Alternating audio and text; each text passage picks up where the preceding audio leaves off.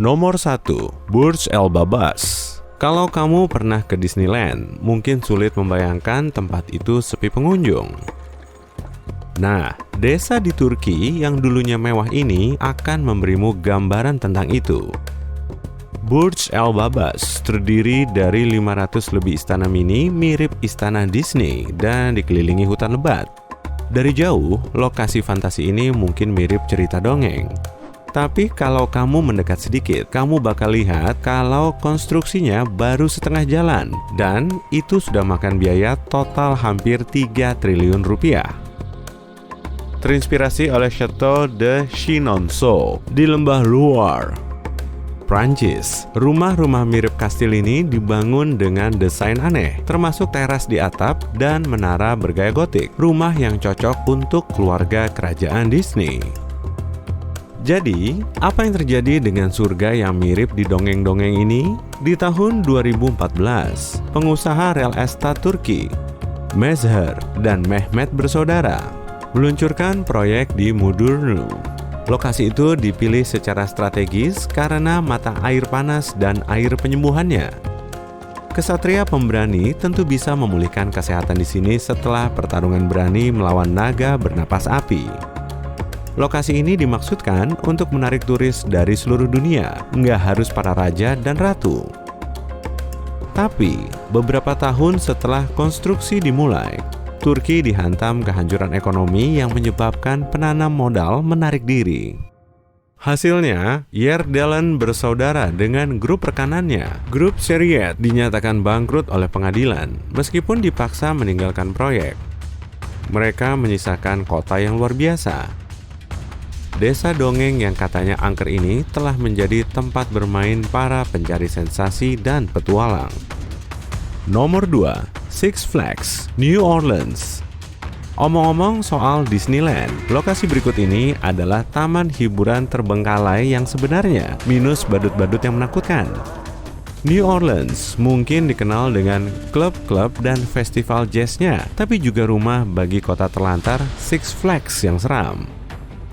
Sebelumnya dikenal dengan nama Jazzland, Six Flags memperoleh taman ini di tahun 2003 dan mengganti namanya menjadi Six Flags New Orleans setelah berinvestasi hampir 3 miliar rupiah untuk renovasi.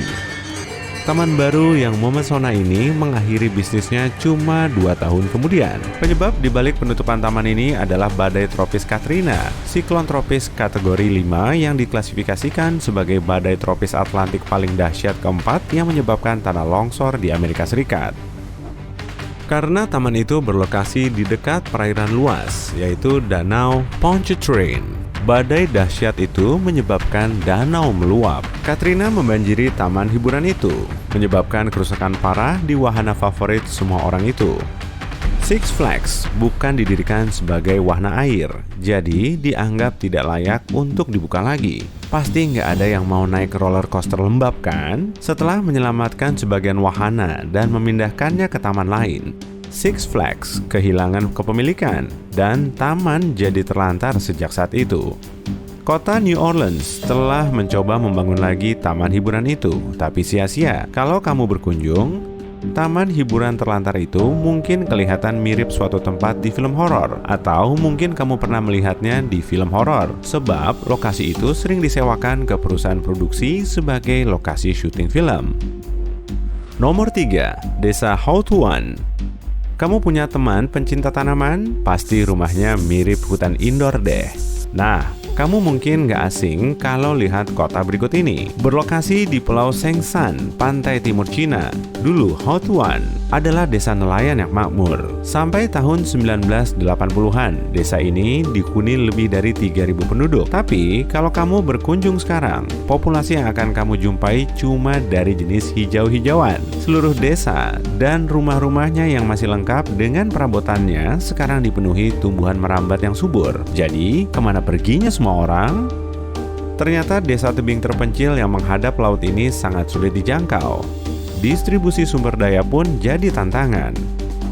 Karena terbatasnya pendidikan dan masalah dalam pengiriman bahan pangan, penduduk desa mulai pindah di tahun 90-an. Mungkin mereka bosan makan ikan melulu. Penduduk yang masih tersisa lambat laun pindah ke desa terdekat, dan desa lamanya pun terlantar sepenuhnya di tahun 2002. Begitu desa itu kosong, alam langsung mengambil alih. Manusia udah nggak membutuhkannya lagi, jadi tumbuhan pun bebas masuk dan menjadikannya tempat tinggal. Kamu masih bisa mengunjungi Hautuan dengan berhiking mengitari desa itu. Jangan lupa ajak teman pencinta tanamanmu ya, dia pasti senang banget ngelihat yang hijau-hijau di sana. Nomor 4, Hurra. Untuk yang satu ini, kamu harus menyiapkan kilt dan bagpipe. Kepulauan St. Kilda di pinggiran barat Skotlandia terdiri dari beberapa pulau terpencil. Yang terbesar adalah Hurra, yang kaya akan sejarah manusia, tapi nggak ada penduduk yang tinggal di sana sekarang. Meskipun di planet ini ada banyak pulau terbengkalai, Hurra ini langka karena sejarahnya yang panjang dan cara hidup manusianya yang terisolir. Saat masih dihuni, pulau ini cukup sulit untuk dijangkau. Beberapa ratus tahun lalu, kamu cuma bisa pergi ke sana dengan perahu terbuka yang seringnya butuh perjalanan beberapa hari dan malam. Jadi, saat itu, pulau ini bukan termasuk atraksi wisata terkenal dan kondisimu akan jauh lebih buruk daripada cuma jet lag saat tiba di sana. Catatan kehidupan tertulis pertama tentang Hurra berasal dari akhir abad pertengahan. Tapi para arkeolog telah menemukan peralatan dari batu dan tempat penggalian zaman perunggu di salah satu gunung pulau itu, yang menegaskan adanya permukiman pada zaman prasejarah. Tahun 1930, Hurra dihuni 36 sisa penduduknya yang membentuk seluruh populasi desa itu. Jadi, kemungkinan semua orang saling kenal. Budaya di pulau itu adalah salah satu tradisi paling sederhana, seperti peternakan domba, tenun, dan nelayan. Saat itu belum ada smartphone dan mobil. Meskipun akhirnya terbukti bahwa intervensi dunia modernlah yang merenggut manusia dari pulau itu. Banyak pemuda lokal pindah ke tempat lain, beremigrasi ke negara-negara seperti Australia. Kamu bisa mengunjungi pinggiran di St. Kilda di Melbourne, Australia, yang dinamakan demikian mengikuti kepulauan Skotlandia itu. Populasi yang menyusut itu akhirnya harus menghadapi kenyataan pahit. Kehidupan di pulau itu tidak bisa berlanjut dengan sedikitnya jumlah penduduk dan modernitas yang menarik di seberang lautan. Jadi, penduduk terakhir memilih untuk meninggalkan rumah-rumah mereka menuju ke pulau utama. Sisa-sisa desa pesisir Skotlandia tradisional masih bisa ditemukan di pulau itu. Tapi yang paling unik, kamu akan menemukan gubuk-gubuk batu kering bertebaran di seluruh area. Gubuk itu dipakai untuk menyimpan dan mengeringkan bahan pangan. Nomor 5, Desa Jumana. Yang dulunya dianggap desa unik dan ramah di sebuah lembah indah Rumania, sekarang tenggelam di bawah danau dan kelihatan mirip kayak di film-film sci-fi. Kalau kamu berkunjung ke desa Jumana sekarang, yang bisa kamu lihat cuma beberapa atap rumah dan menara gereja yang menembus permukaan danau. Tapi jangan berharap bisa snorkeling dan melihat pemandangannya deh, danau itu sangat beracun. Loh, kok bisa sih kota yang dulunya tenang ini tenggelam ke dalam danau lumpur berbahaya? Di tahun 1978, cadangan tembaga yang besar ditemukan di pegunungan Apuseni di dekat desa itu. Penambangan tembaga itu menghasilkan banyak limbah beracun dan tempat pembuangannya nggak ada. Sampai orang-orang di sana menemukan solusinya. Jumana dipilih sebagai tempat pembuangan limbah ini. 400-an keluarga dievakuasi dari rumahnya dan direlokasi ke komunitas terdekat dalam waktu setahun. Awalnya, sebuah danau buatan membanjiri lembah itu. Danau ini kemudian dipakai untuk membuang unsur-unsur beracun penambangan, menjadikannya wadah raksasa aneka warna berisi lumpur terkontaminasi. Desa itu sekarang terendam jauh di bawah danau beracun itu, dengan beberapa bangunan tinggi yang mencuat di atas permukaan. Meski kebanyakan penduduk desa sudah dievakuasi, 20 penduduk masih tinggal di sekitar danau beracun itu karena rumah mereka berlokasi di tempat yang cukup tinggi, jadi terhindar dari banjir. Tapi aku ragu mereka bakal nganggap danau itu sebagai tempat yang seru buat berenang. Nomor 6, pelataran kereta luas yang terlantar.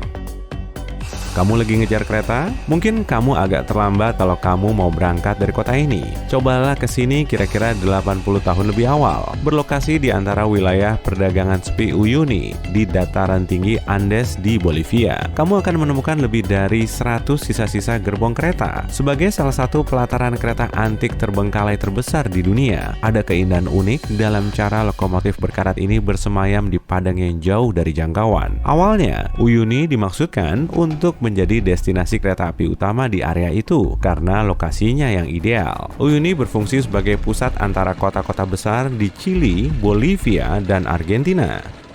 Bukan cuma sebagai pusat transportasi di wilayah itu, tapi juga dimaksudkan sebagai sarana transportasi mineral dari tambang ke berbagai pelabuhan di pesisir Pasifik. Uyuni terbukti menjadi operasi perdagangan sukses dalam real estate besar dan lokasi yang sangat bagus bagi para pencari kereta.